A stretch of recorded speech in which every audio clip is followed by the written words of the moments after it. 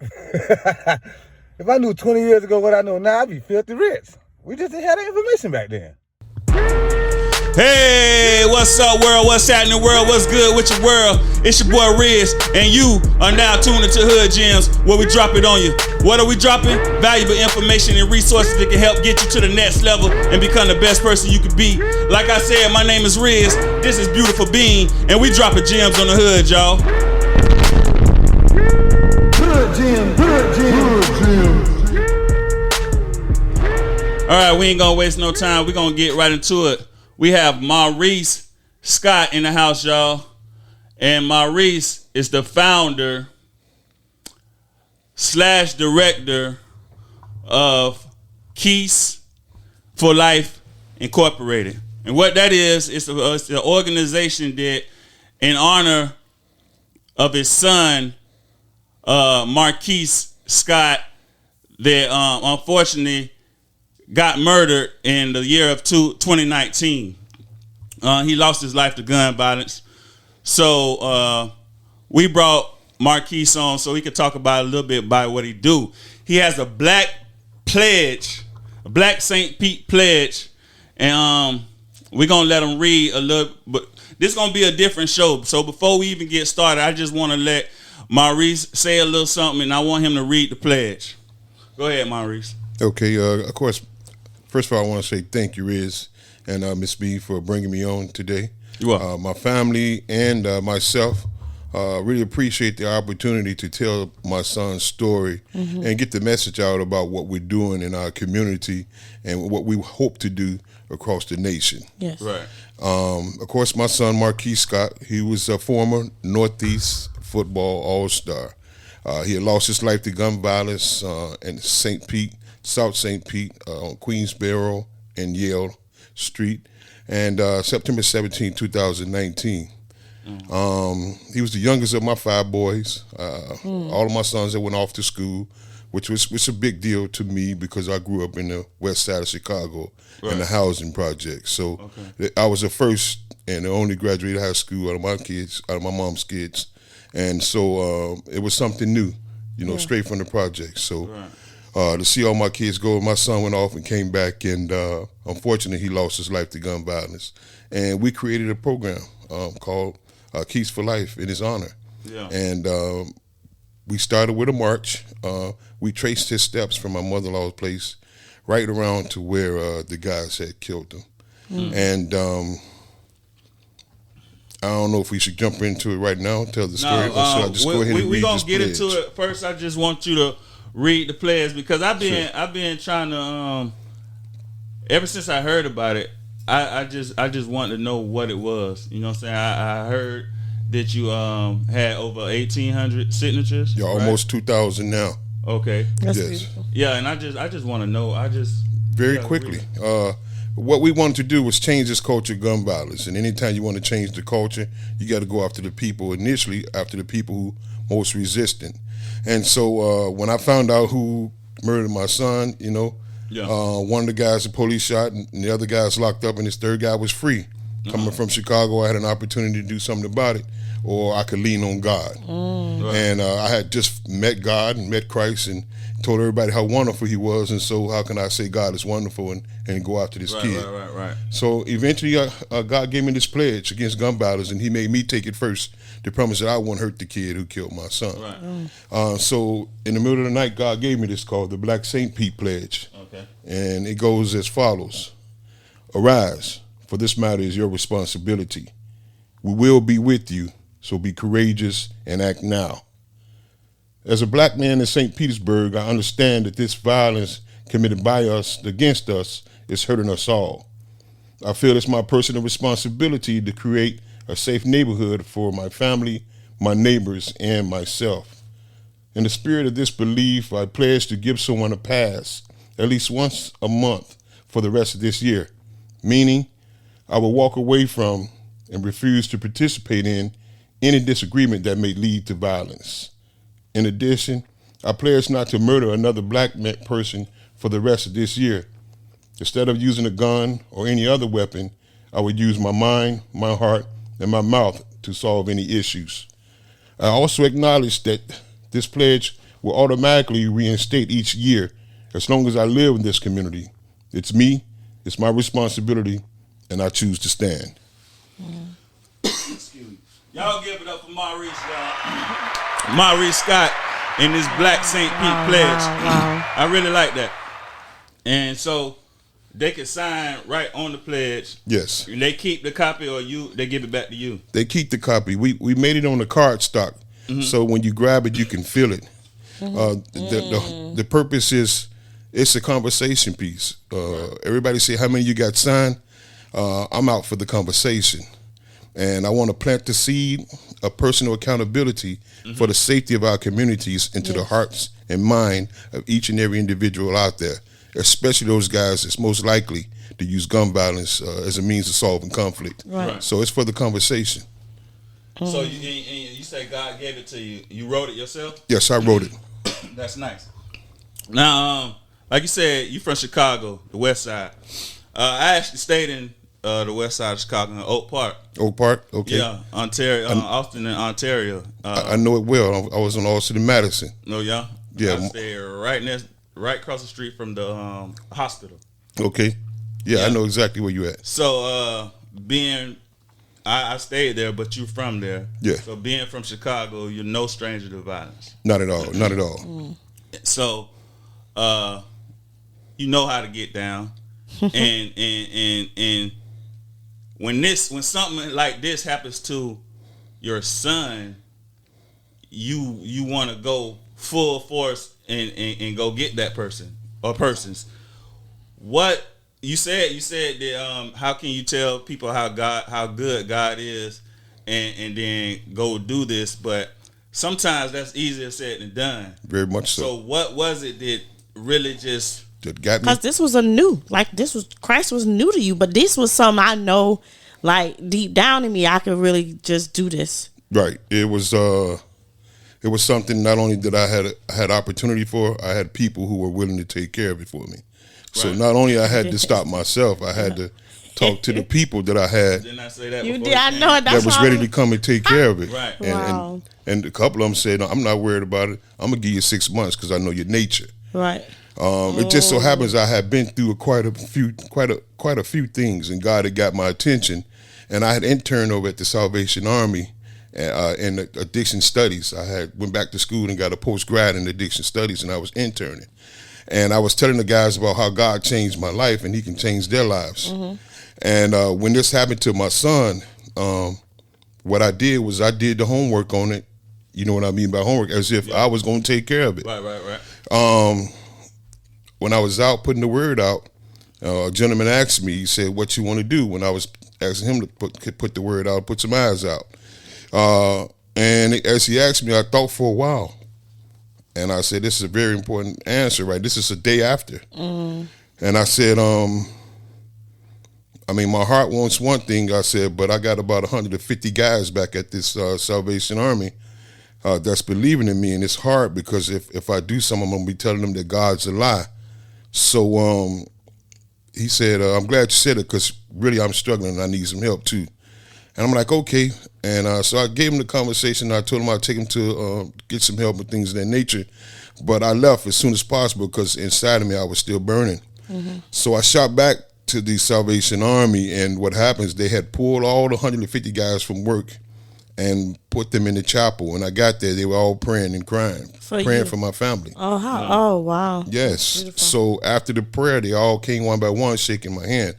But they was crying so hard that I stopped crying. I was like, wow, this is deep. So I'm hugging all these guys, and once the last guy walked out, this small lady, about 4'3", white lady, all white hair, about 70, 80 years old, she came up to me, and she looked at me, and she looked up at me, and she said, you see, you thought you needed them, but they needed you. They figured if God couldn't help you, he definitely couldn't help them. Wow. And I knew that it was bigger than me. Yeah. Right. So it was a battle. I'm not telling you I didn't have some nights, but it was a battle, and I had to keep reminding myself that it was bigger than me, and that God had called me for this particular time. Right. Yes. I gotta applaud that one more time. And shout out to the Salvation Army. So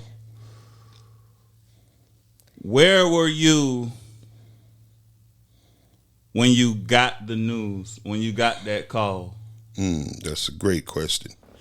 It just so happened that afternoon to evening, me and my son were together. And he was going to do a little tiny homes program. I got him a new bike and air pump and a lock. And we went down to the Salem's Gyro on South US 19, and we had something to eat. He had Philly's cheesesteak. I had some shrimp. And he was talking about girls and all the things, and he didn't ask me about his future. And he's like, Dad, I'm concerned about my future. I said, man, God has a plan for you. So when I dropped him off to my mother-in-law's place because it was closer to where he was going that morning. Right. And him and I had a saying, 2 peas in the pod, always is, always was. We've been saying that since he was a little kid. So after I said, hey, man, make sure you say your prayers and everything, he said, Pops, and he threw the sign. I said, 2 peas in the pod. I said, always is. He said, always was.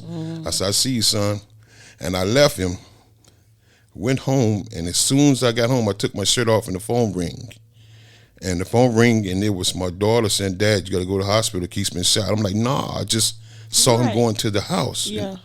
He said, you need to call Stan, your brother-in-law, my uncle right now. So I called my brother-in-law, and when I called him, I said, man, what's up? And by this time, my hand is shaking. I'm putting on my shirt halfway on, halfway off, and I'm walking out the door to the car. My hand is shaking. I could barely get my hand into the keys into the ignition. And he said, man, Reese, they was shooting over there, and this girl came in, and she said, you need to get over your nephew over there. And and they pumping him and pumping him and pumping him full of bullets.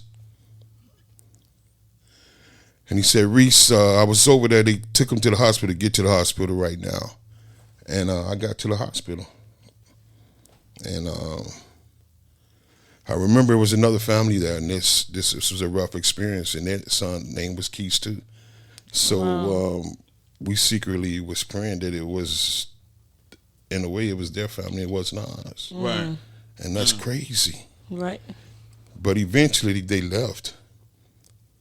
And when I looked around, I saw all the people that work in the hospital in the room with us. I'm like, well, who's back there working on that kid, whoever he is? And I said, boom, he gone. I looked at my family. I said, I got to be quiet. They don't know yet. So whoever it is, they gone, if it's our son or not. But I got to figure. My mind ain't accepting it right now. Right. But eventually the detective showed up and came and told my family that he was gone. Came to this room there that's sitting there and said he was gone.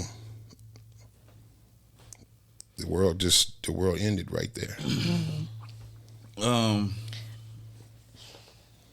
What was your feeling? What was your feelings when you got that news from the detective? Number one, I want to see my boy. Let me go see my boy right now.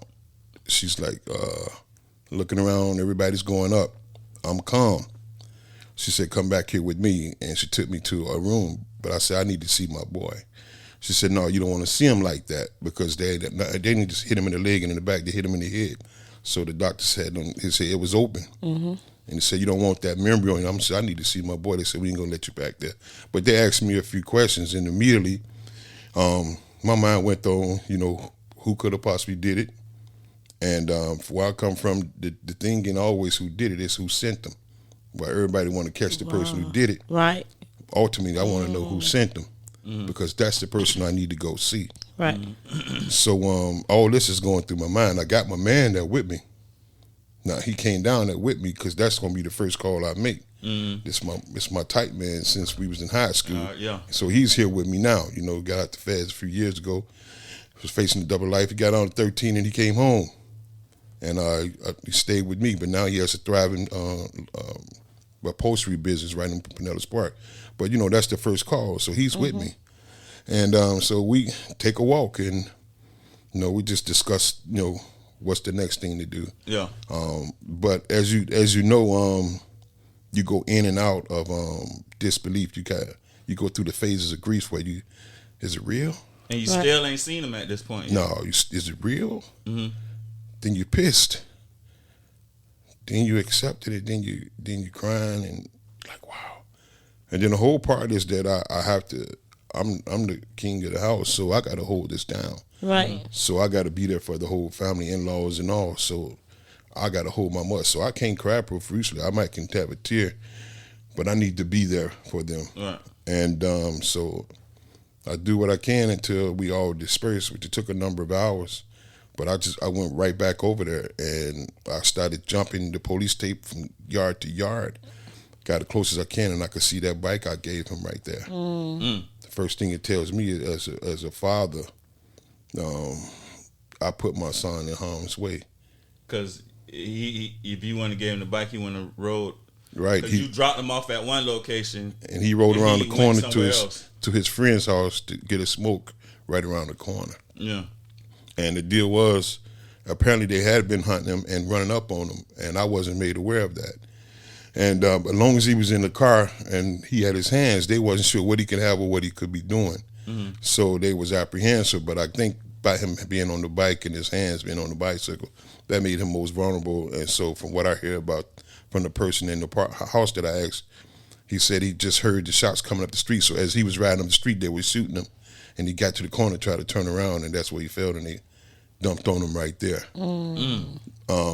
So the next day I come back, and a bunch of kids there, and one of them is walking towards me. He's cradling something in his hand.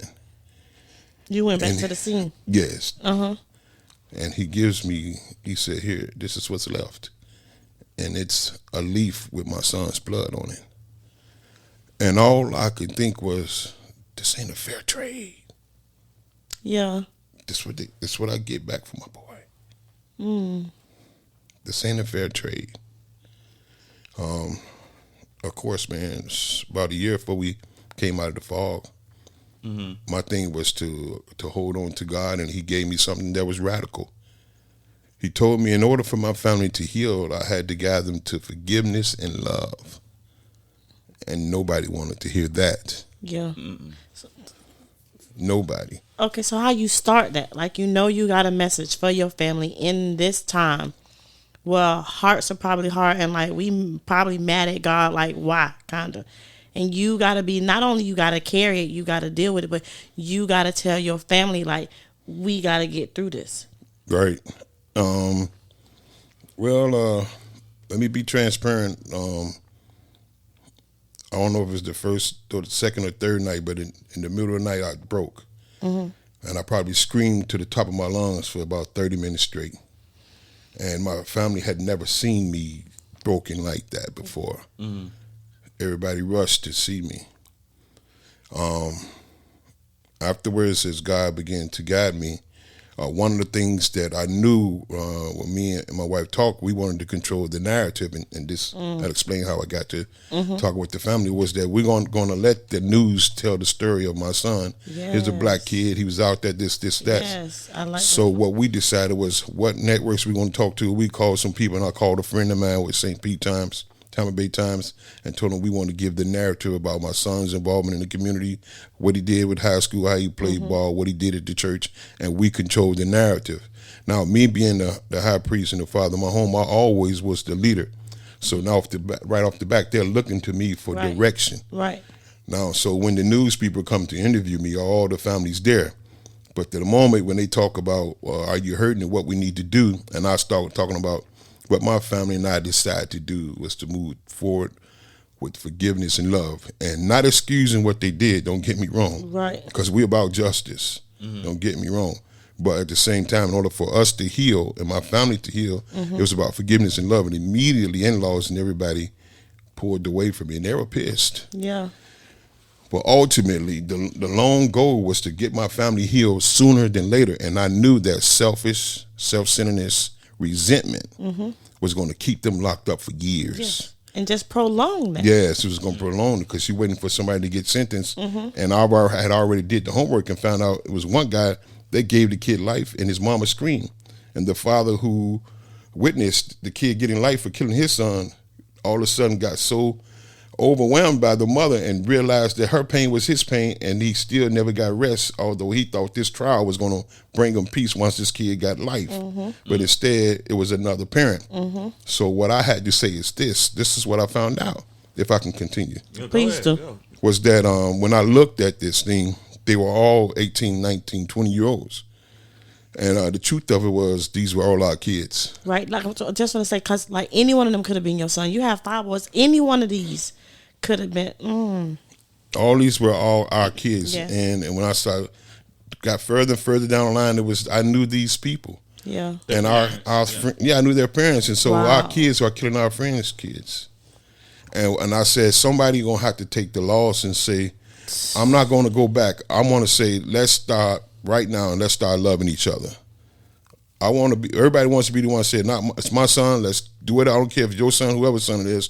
I want to go into jail for the rest of his life. I want him killed. I want to be the family to say, it ends with us. Mm-hmm.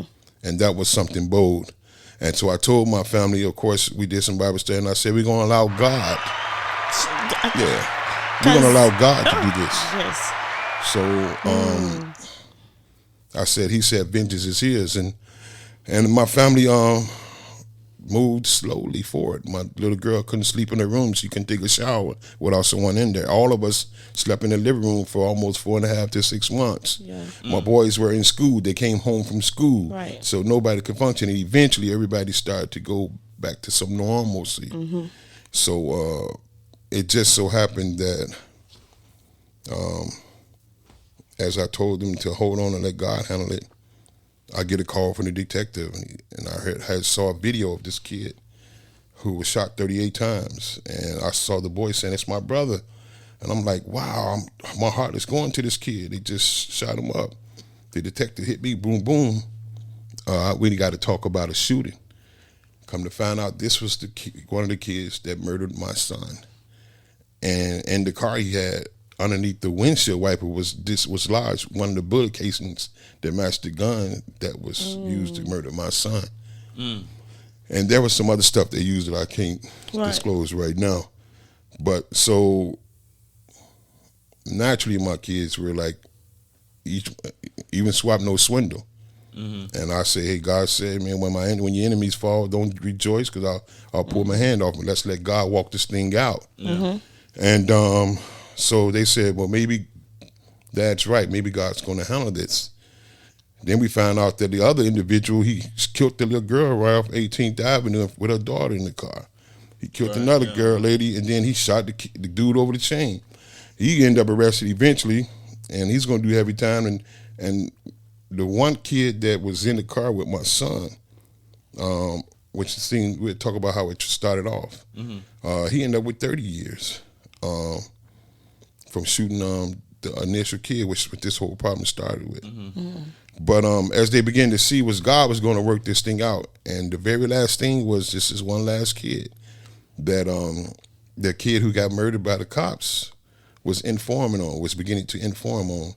And when they took him off, his testimony went with him, so the last guy walks free. Yeah. So the police called him, they're following him, they know where he at, and they tell him you can't ever come back to St. Pete. But my thing was, now it's going to be tested, because now it's not finished. And so I have an opportunity to do something. And I wake up, one day I go out to dinner with my family. I come back, my wife's crying. When we just came to the door together, my daughter showed us something. This kid's on the Facebook, he took my son's street sign off and he's got a gun at it. Or he got some weed saying he's going to smoke my boy or piss on my son's grave. So they're playing with us, poking the bear. So, I mean, this transpired over time. But it just so happened that I woke up one night and I forgot who I was in Christ. And I kept trying to clear my head, and I'm like, you don't care no more. And so I called my boys about 1:30 in the morning. And he used to real go get it, and what he told me was what I needed to hear. He said something that he doesn't even say. He said, Scott, I think you need to pray, brother. Yeah. So this the cat wait. Ain't what you expected. No, because you expected him to say, "Come on," because he been waiting for me. Let's load up and ride. But he also knew what your heart wanted, and your heart didn't want that. Like those are the kind of friends you need. That's right. Like don't let. Ooh. Right, and like he's the one now. He's my brother, my best friend. So he knew my son's already. And one day he was in front of his house. He couldn't even get in his house. He was crying. I had to go over there to get him out of his truck, to get him in the house. Mm-hmm. That's how much it felt like his own son. So he was waiting for me to get ready because he knows me and him been like this. We done did it all together. Now you got to think I've been had about 16 people put guns on me. I've been shot at several times, and most of the time with him. Yeah. So we've always survived because we always did everything together. But when my friend came down, one of my guys came, but two guys came down and they said, well, you know, we could do this like this. I said, why didn't you just do this with him? I said, well, I got to think about it. My man just came home. He has a family. He has a new son. God has given him a second chance at life. You said what kind life, of right? What kind of friend can I do to take him into something with me and ruin the second chance that God gave him? So that night when he told me you need to pray, it was him having heard what I said previously, and it was him returning the love back to me. Right. And I prayed, and I eventually got back to sleep. And the next morning, of course, I was back in my right mind, and I continued on, and that's when this came. Yeah. I sat in the house. I knew it was gonna come. I set some paper down, and I laid down. I got up, woke up, and I looked, and I heard something. I heard this verse, and I said, it's time. And I sat up, and the words just came out. Yeah. Just like that. Like within 10 minutes, all the words just came right out. That I wrote that verse, and everything else just flowed right behind it. And I said, I'm gonna be the first one to take this, and I'm gonna go over there, and I'm going right where them cats said. I'm going on Seminole. I'm going on Edge Street, and I'm gonna holler at them. Yeah. And that's what I did. So, and that's what we're gonna get into in the second half of this interview. But did you find out later, like, was your son into any like foul activity, like?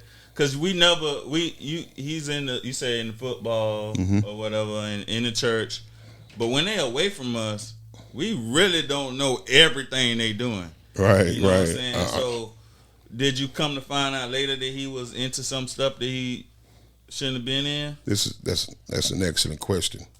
I found out a number of things. I'll say on the good side, at his funeral, he had about 13,000 people viewed him, over 600 people in the funeral. People came from all over, and they started to tell me things he was doing, mentoring other kids, walking kids from school, talking to kids. And I remember it reminded me that once he got in the car that was stolen and got arrested, when I picked him up at JDC, the man came out running. He said, this is going to sound crazy, but I wish my boy was here to hear what your son was teaching everybody in here. Because he was teaching him stuff that he told me that you taught him. So at the funeral, I found out even more that he was doing. All the time I thought he wasn't getting it, he was getting everything I taught him. And passing it along. However, this thing started because my son came home from school, and we told him he had to vote because it was his first time to vote. So he came here. And while he was here, I told him to get a job. This one kid had been hitting him up about buying some weed. He connected the kid and his partner, but come to find out, him and his partner back in high school used to take weed from kids who thought they were hustlers. So they're going to take this kid's weed, and his friend brings another guy with him. While they're in the kid's driveway, after they went inside, used the bathroom and all, this kid, my son, takes the weed, give it to his friend up front, told him he ain't getting it back. This guy grabs his phone. This other kid shoots him while my son is hugging him, talking to him in the chest, and paralyzed the kid. Come to find out, my son was basically robbing kids for weed. Something he didn't even have to do. Right. And I remember him telling me when this trouble started, he said, Dad, my biggest problem was coming home and finding a job. You told me to get a job, and all over a bag of weed, now I'm getting faced with an attempted murder charge. So yeah, I knew my son had my temperament. I knew he was a fighter if he had to fight. But he was the type of kid, he went to school year round since third grade. Yeah. So he gonna go to the end. And he lost a football scholarship to Georgia Military Academy because he got caught with 2 bags of senior year of high school. Went to alternative school, came back. The school requested that he can graduate with the school. And then when he got upset because I didn't take him off to school, because he saw me take all his brothers off this college. We was trail about 4 to 5 cars. We all would go, but this time we didn't take him. Well, I told him he didn't earn it. So he went in Tallahassee and enrolled himself into school. And it took up so much time that his classes didn't start to January. And it was close, it was November election time. And naturally we told him as black parents, you got to come and vote. And that's something that we wish we hadn't told him, because that set off this deal. Yeah. So, to be frank, I told him he thought it was all his fault. He had to take the lead. I told him, son, you know, that's what we call a false sense of commitment. You don't owe anybody nothing. I said, but he said, but I'll do 10 years before I allow my friend to get in some trouble. I don't want to say nothing. I said, well, first of all, this kid knows who shot him. He sat in his house. His mama seen, his grandma seen him, and so you ain't going to be able to get it over that kid. I said, plus, you don't know that kid. And I guarantee you when they tell him, because he think this is, whatever that card game is, he think this, well, I forgot that little game they plays, but... Grand Theft Auto? Yeah, he think this Grand Theft Auto, but when they come with them 25 to life, he finna say it was all on you. So I said, you know, you can stand up for your boy, which he ultimately did. I said, but you don't have to corroborate that story. And he said, Dad, I'm not saying nothing. I said, it's on you. And they thought he was gonna go ahead and testify, and they came back and they ran up on him and shot him. And he wasn't even gonna do it. Now, as far as that kid though, I was pushing him on that though. Yeah, you ain't gonna get away from that. That's the thing with the young kids, man. That I ain't snitching is a no snitching. You know what I'm saying? It's a street rule. You know, you know that. I faced 15 to 60, and I ate it. Yeah, and I wasn't even on the case. Yeah, I just was in the car protecting the cats, and they all my co-defendants went home in a week. My bond was $1 million, so my bond reduction was down to $700,000. And I ate it like that. Yeah, it worked out for me. It ended up with 10 years paper. I went back to college and I still graduated. This happened my senior year in college. But it was a different time. It was me. I was a street cat. That's too much pressure for these kids, man. They smoking and everything. They can't handle no pressure. You go in there talking to people, you finna say everything. And just like I thought that kid, he wanted to flip on a kid who shot my son. And I said that's the same thing he was gonna do with my boy. You know what I mean? So I told my boy, you got to corroborate that, because you can't beat that. And but you know, we didn't get to that. But I said, man, you met them guys from middle school. They ate in my house.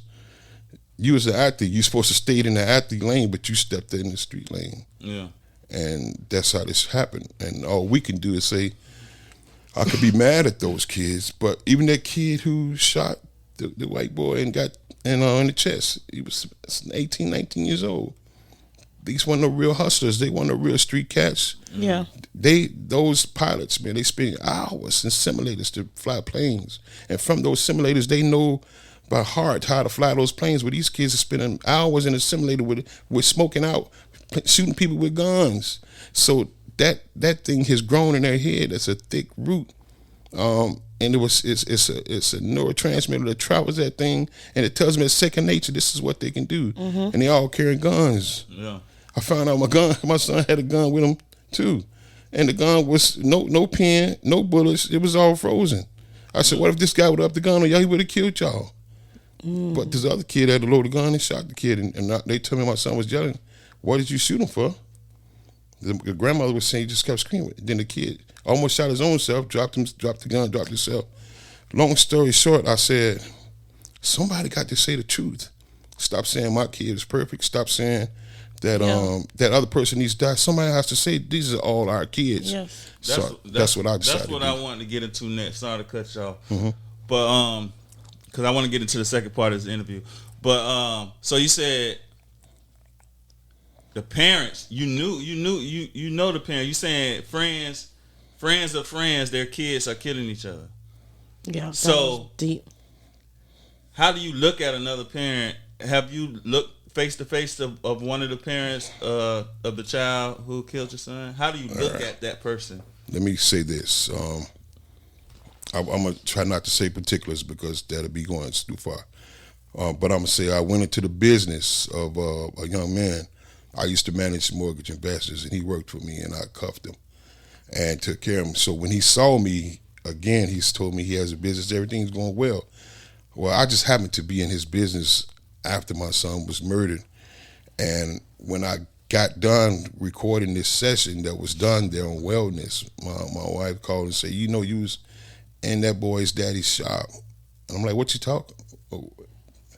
And to make a long story short, this was his father was somebody that I mentored. And this man's son was making all kind of threats about my son. Now, mind you, this cat has never been arrested. Police never approached him. He had never been associated with what had happened, even though he was there. And that was what my son decided to do.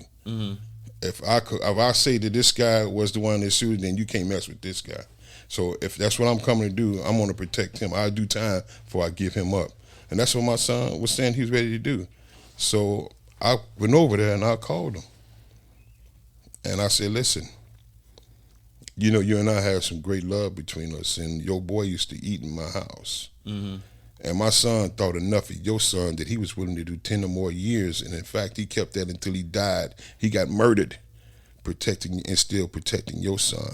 And I said, so what my family and I do, we're going to honor what my son meant to do. And so tell your son to be at ease, but also I want you to tell him what my son has done for him so that he can stop huffing and puffing on this side of the wall. Right. And immediately everything stopped. And I told my man, I said, now you and you can talk to that group, I'll talk to my son's group. And what we can do is we can save some of these kids' lives together. Yeah. So this is over the phone. A week later, I walk into an event, and he's there. The dad or the son? The dad. And when he see me, he just put his head down, opened his arm with a tear in his eye, told me he loved me. And I told him I love you too, bro. Because it's our duty. Right. My son ain't coming back, so me coming after yours ain't gonna do it. But I said, tell your son this, well, I got him close, that he got to honor my son after that. He got to live, and he got to do well. He got to honor my son's sacrifice for him. And he nodded. That's where it's at. Good, Jim. That's called forgiveness, man. That's called having your mind right, man, and being the man out here. It's too many kids out here, man. All they don't even see the other side. You know what I'm saying? They don't even see the God, the peace talk, the calmness, the forgiveness. They don't see nothing but red. You know what I'm saying? Revenge and all that. So I salute you, man, and commend you on being who you are and standing up for this thing, standing up for your son, but not as just a father of your son that got murdered. Now you're like taking on a father figure for more kids. You know what I'm saying? The hood. You know what I'm saying? Yes. The city. You know what I'm saying? So so you got this pledge. Right. You wrote the pledge. Right. You went somewhere and you printed it out. Yes. You got copies on copies, and you say you went to Seminole, you went to Queensboro. Did they receive you at first or reject you at first? How was it? Let me see best way I can describe this. I get that a lot. People wondering if they rejected me. Well, you know, when I stepped on one deck, the first thing they said, man, all them programs ain't finna work for us. I said, y'all seen this yet? They said, what? And I put it in their hands. I used to do outside sales, put the product in their hands. So I put it in their hands. And before they could say something, I go all the way down the line and give it to everybody. And by the time I come back, I kept looking at it and see this power in there. That's what he said? No, I'm saying it's power in there. Okay. So when they look at it, and the cats look at me, and you know, he chiefing over that, so everybody watching his move to see how they gonna respond.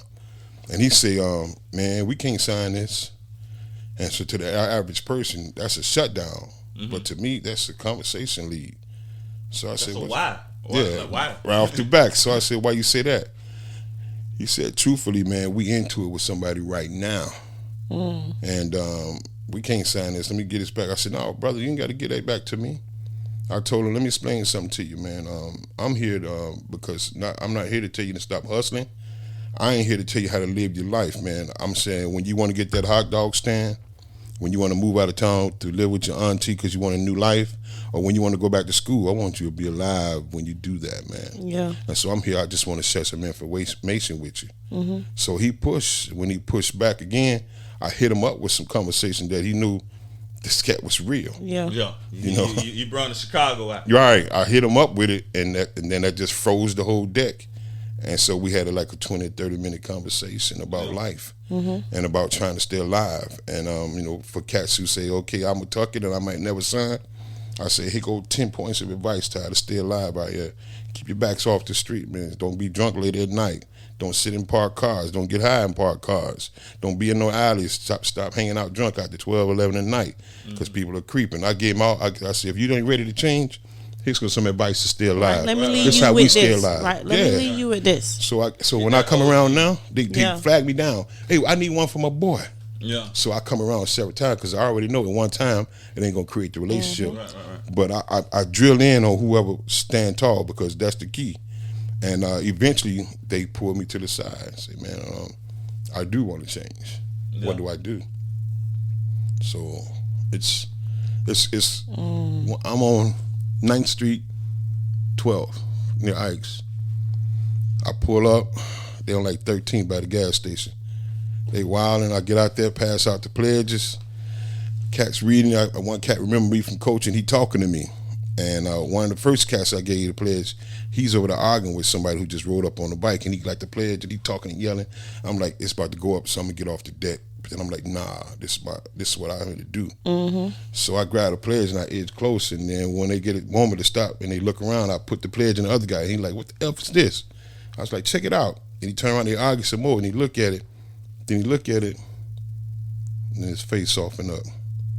He put his head back and he smiled. He said, man, he said, I can't sign this. I know. I basically said, I'm doing this right now. He said, I know. He said, I'm finna go, man. I said, it's all cool. You good. You can sign it when you get home, bro. Gave him some dap. And then the guy who he was arguing with, he looked at me. He said, I can't sign it in between everybody. I can't sign. He leaned in. I can't sign this. I said, what's up? And he said, let me tell you something. And I leaned forward. He leaned forward. He said, come here. And I stepped over a couple of steps. And he said, I knew something was up with you, man, when you got out this truck. He said, 3 people got killed right there. But I felt pure power when you got off that truck right there. That's why ain't nobody been at you. He just said, and want me to tell you how much I know how strong you is. He said, look around. And everybody was gone. He said, just me and you. He said, you cleared this whole place out. All them guys signed, got peaceful, and left. Just because of your energy. He said, man, I know it's got to be God with you. This guy like 20-something years old. Say God walking with you, man. That's what he said. He said, it's got to be God, man. My mama said something about it. And that's what they going to see. That's what they going to get. It's being the example, right? Yeah. And I salute you and applaud you for being the example. Yeah. And I'm a part of this project of repairing the black families, but we need the example of what that looks like. Somebody actually standing in the paint of showing us that I'm not asking you to do nothing I haven't done. You know what I'm saying? Like your feelings are valid, but what can we do different? We can't keep repeating the same cycle. We see what it's doing. Exactly. We see what it's doing. So you standing up saying that I'm going to be the change. I'm going to change the narrative. Yes. We're going to change the story. Yes. And so you, Black History Month, but you had already started a different narrative of what your family history and Black history was going to look like for your people, for our community. Shout it. I appreciate you for that. Thank you. I appreciate you for that. No. And this, you hear that, homie? I do. Yeah.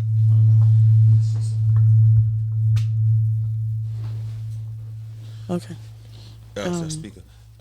So yeah, that gets me all excited because this is like my whole heart language and the point of why we are doing this podcast, to give out this valuable information to where we can just change some of these old ways of thinking and our old way of doing things. Yeah. You know? Yeah, just back to what you said when you said the dude said, man, this program ain't gonna work for us. Right. Because usually when you see any program or somebody coming to the hood trying to sell something, they knocking door to door, they walking through the hood, it'd be them lame folks. You know what I'm saying? It'd be people that when we first look at we judge people when we see them. Mm-hmm. You know what I'm saying? We size them. Yeah. You know what I'm saying? And we turn them down before they even. You be like, nah, bro, I'm straight. You know what I'm saying? So But when you come to them like you coming to them, when it's real, it's real. Right. Real recognize real. Right. You coming to them as an OG. Yeah. You know what I'm saying? You coming to them as somebody that they trying to be. Yeah. You know what I'm saying? Somewhere they trying to get to. So when you tell them, don't be out drinking this time of night, don't be getting high in parked cars, they be like, damn, this old, he's smart, but he know what he talking about. Right. You know what I'm saying? And sometimes that's what it takes, man. Real recognize real. And it's good that you coming from that part of, you know what I'm saying, the street part, you know what I'm saying, that you could talk to them like that. So when you take this pledge, and that started how many months after? After a year and some time, I think. So it was 2020 now. Yeah, we're in 2021. So 2019, September 2019, he was murdered. Then September 19, 2020, we did a walk. And then we go all the way to 2021, and it's May. Mm-hmm. And they're doing community conversations in the parks. And I was invited, me and my wife, and the idea for this was coming in my head. Yeah. And I knew it was something was coming. Okay. And so it was from May until December that we got off about 1,800 pledges. Now, did you got the pledges? So what happens after you get the signatures? Okay. Initially, what I wanted to do was find a number of organizations that I could pair these guys with resources. And I had a couple of people we spoke with. So there's some mental health resources. Number one, cats need income. They hustling, they want income. One of the biggest groups of kids out there is kids who sleeping on other kids' floors. Their mama done kicked them out. They sneak back in the house. And so most of those are stragglers. All those guys in hustling. If you know about hustling, ain't but a couple of people who really know how to hustle. Right. Most of those cats are stragglers. So those cats I wanted to steal.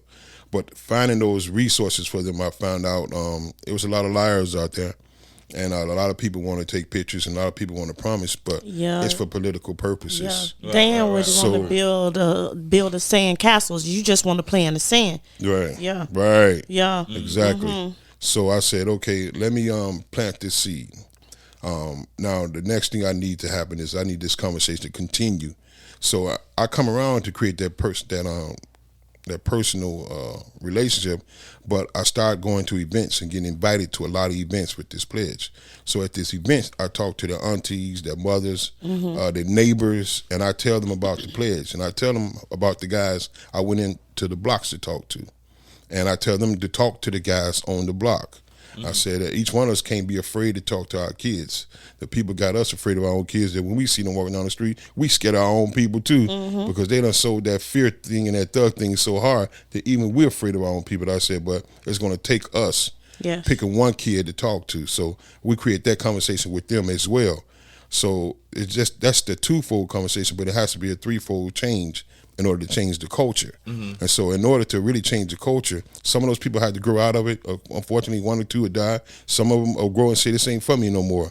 And many of them is going to adjust and say, this ain't for me, period. And they're going to move on to another life because of this conversation if they get other opportunities. But that third component is we got to grow up a whole generation of new people coming up. Yes. And that's why I went into the schools with this. Yes. So we created what we call a training program called the 5 Keys to Ending Gun Violence Among Young People. And one of the first places that I pitched that was at Lakewood High School. About 70 kids, football players, Coach Moore and Coach Tunsil, the girls basketball. And Calvin Moore with Calvin with Urban League, Dr. Brittany Peters, Dr. LaDonna Butler, they're all the clinicians as well. So I was asked to be the keynote speaker. I did my training program. During the training, 2 kids bolted out and the teacher, broken. Calvin and both of the clinicians grabbed them, talked to them, gave them some mental health help to redirect them back into the training. That's when I found out this thing was way more powerful than even I thought. Yeah. I got a text from a kid's family afterwards that said, my son came home and talk to us in ways he had never exposed himself before in life. And he said, having you there just changed his life, talking about what you've been through in life, and asking them to realize that you don't have the right to risk your friends, your mama's well-being, and any. Right. That's the snitching part. When Right. I got to go with my boy when he said that dude said something on Facebook. My girl, she looked at me across the cafeteria. We had to go fight and cut her up. When I'm asking you to come with me, I'm telling you to take your mama's hope with you. Right. To take your father's hope, your aunties who love you, all the people, the coaches who love you. I'm telling you to take all their hope with you too. So I can't be a real friend. If I'm a real friend, I'm gonna say that's corny. I think, man, you should work this out. And if we can't, let's bring somebody else in it. Right. That's what a real friend do. Because as a friend, I don't have the right, like with my boy, I didn't have the right to he done came back home, got his family together. How I got the right to bring him with me? At the same time, kids have to understand you don't owe anybody to take and risk your family's well-being and mental health. In fact, what you owe it to your friend is to tell them the truth, that's BS. Yes. And hold each other accountable. Yeah. And so that's what the pledge does. It does three things. Go after the guys most resistant, create that conversation with their families and neighbors, and then I go into the schools. And so far it's blown up. Yeah. Now with the 5 keys, can you break those down? Yeah, the 5 keys are it's meant to be a conversation between a facilitator and students. Yeah. And I'll give it to you in a nutshell. There was 3 main components that encompasses all 5. The 5 keys are just 5 questions. Okay. What we do is we press upon them to gain knowledge as to who is truly affected when one kid kills another. Not only the kids whose family, because we see there in the funeral, we see them crying, right. But also what about the family of the shooter? I had one parent, she said when they said life, that she got life too.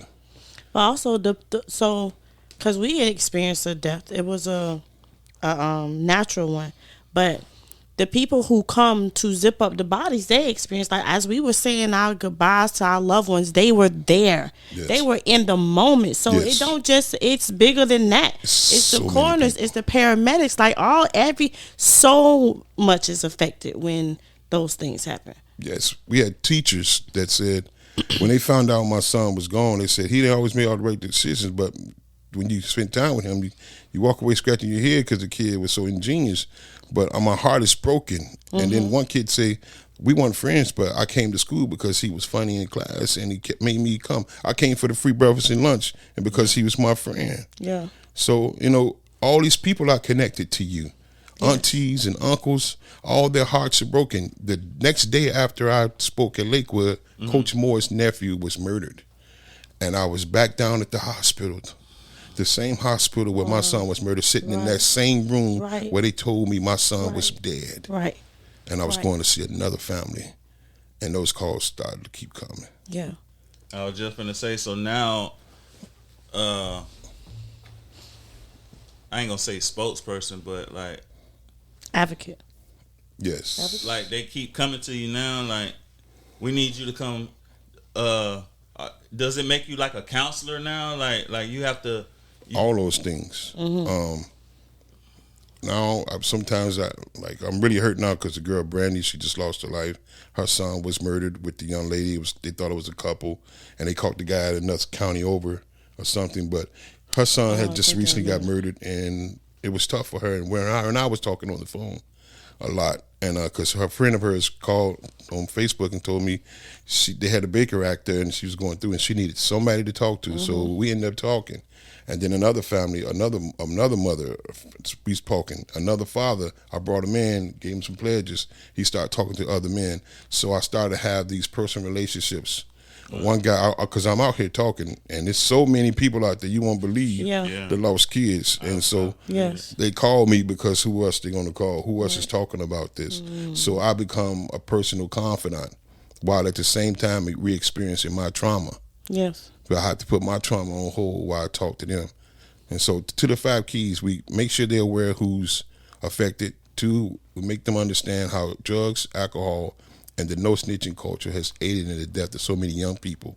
That guns are actually homicide, the second leading cause of death for teens and children here in Florida. That black folks are 7 times more likely to be murdered by gun violence than our counterparts here in the state of Florida. the last thing is we impress upon them to adopt a nonviolent lifestyle and to sign the pledge and talk to their friends about their stance against gun violence. Yeah. So we empower them. Yeah. And it's powerful. Yeah, I know it is. I mean, I haven't lost. I lost a lot of homeboys to both sides too. Yeah. Dying and the ones doing the killing and getting life. Yeah. But my kids ain't old enough, so I don't know how it feels to lose a child. So horrible. Can't explain it. I can imagine, man. I used to tell people, I'm sorry for your loss. Like about a year after my son, I saw all these people. You don't even notice how many people say condolences. And I saw a girl who I had spoken recently about her son's loss and said, I'm sorry. So I went back and I texted her and I said, I'm sorry. Because I didn't realize what it was like. And she said, no, I'm sorry that you know. Because you don't know until you know. Yes, right. And now you a member of a club nobody wants to be a member of. Come on. She said, I'm so sorry that you know. My goodness. Damn. My goodness. Heavy. Yeah, I bet, man. My and goodness. I mean, I want to say, but you handled it so well, but we don't know how you handle it. Like you sitting here talking to us. Right. Soon as you leave out that door, you can get in your truck and just break down on your way home. But Great observation. For what I see, Yeah. you handling it well, and you took the leader role. How's his mother handling it? His brothers, his sister. That's a great question. How are they coping with it? Let me first say that all my strength comes from God. Anything you see in me look good His or grace look is strong, sufficient. anything I say that's appropriate, it comes from my faith in my Lord and Savior Jesus Christ.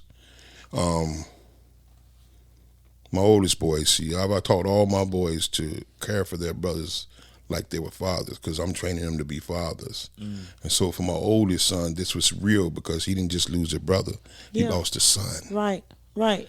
And so they all had different degrees of hurt.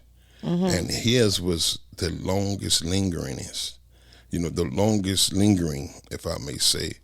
And he's still home now, just not coming out of it and still growing. Many days I would get ready for work about 6 in the morning in the dark. I hear whimpering, and my wife would be over there with my son's book bag with his pictures and stuff in it, crying over there near the table on the floor. So I have to be late going to work because I have to give her time. Right. Because you got to think about it, this is a woman who had a child, who she's carried. Right. There's a connection that I can't do anything about. Right. So Yeah, I that's what I'm had saying. to You give her think space. You Right. think you love him? You know what I'm saying? She gave birth to him. Right. I don't know. And then, and often so it's said too that when a family experiences this, causes divorce and separation. Like losing a child in a family is like the highest rate of them separating, because sometimes one don't understand. But for you to know that, how dare I tell her how she grieved for what she Right. brought into this world, Right. and what that should look like. Right. It's So, tough. Yeah. I met another guy, and he was trying to be there for her. He kept trying to talk to her and tell her. And I said, no, man, you're going to lose it all, because if you don't give her space to grieve the way she want to grieve, you can't tell her how to grieve. Yeah. Because you have no idea what she's put no time on it. experiencing. Right. I'm a father, lost him, and I'm going to tell you, we had our 2 kids close, and we decided I was going to take over my boy, the baby boy, and she's going to take over the one that's right next to him. And he so used to being me, he was calling mama daddy for a while. And so we had to switch kids to match the love. But still, with me taking off that year when he was first born and spending that time with him, still can overcome the bond that she had with him. Right. He had just spent the weekend, because she had broke her foot, taking care of her hand, fist him out, feeding her, making her food, running up and down the stairs, bringing her books, or whatever it is she wanted. And that was her last goodbye for him. So she was broken too, and still broken today. Yeah. Found my second oldest son in the shower. I think he's singing. He's in there crying. And all my boys are 6'3" or bigger. They all bigger than Yeah. me. So I got big men that are crying. I got my daughter. She's 17, but she was 16, going on 17 at the time. She was her mental health had escaped her. Yeah. And so as a father, the only thing I can do, which, you know, you don't sleep no more than a couple hours for a year or so hearing that. So all I'm doing is praying and modeling peace. I remember my sons, he came when I was coming over one particular day, and he was saying he was holding everything down. And when I came to the door, this is my oldest boy, graduated family with an engineering degree. He said when I came to the door, he fell in my arms. And he said, Dad, I'm trying to do it. I said, no, this is my job. You don't have to hold my spot because it's kind of, you're going to need some big shoulders for this one because this is me. Right. And he told me later, he said, Dad, when you came to that door, man, I was so happy to see you because you changed the whole atmosphere in this house. Yeah. And I told him, you got this in you too. But I said, but this was my job. It was my job to be there for you to lean. And I said, but it's in you too, son. You know. Yeah. But I said, but this one was too much for you to carry. I was made for this one. Yeah. And so that's what I do. I bring the peace and the love to the house. And eventually my sons went off to school, and I remember we were having a conversation when that last guy was lingering. And my little girl, we was on like calls, we was like on speakers and everything because everybody was in different places. And my daughter said, well, Dad, I looked the guy up, and because we were afraid. We went to the police department. That's when they told me they done all they can do, and the state attorney won't take it. And my wife fell out at the police station. I picked her up off the ground and cried. Came home to tell the kids, hey, we got this last kid out there. I knew I told you God was going to take care of it. But after we gave them the news, thinking they're going to be broken, my daughter said, Dad, I've been looking this guy up ever since you heard it, and he looks like he's the one that was ostracized by everybody. He looks like he might have did something just to be a part of something, and they still didn't accept him. I feel sorry for him. Then my other son, at UCF, he just graduated. He said UCF at the time. He said, I think we ought to do what Dad said the first time. Let's trust God with this. And I told him, I said, now we could do something to him and we have his family hurt. And I said, but God has a way of making that guy bring thousands of people to him. So let's leave that up to God. Right. Yeah. But my kids led me to say that because they said, well, if God took care of everything, let's leave this to God. And they let me know they were healing. Yeah, absolutely. That resentment started to lift. We can talk this talk that Daddy been talking, like, you know, and that's how you know they got it and they grasp it because they're able to now verbalize and regurgitate. Yeah, you already Hey man, shout out to the real superheroes in my city. Like I've been real hyped of the greatness that come from my city. Yeah. And like to just know we interview real life superheroes in my city.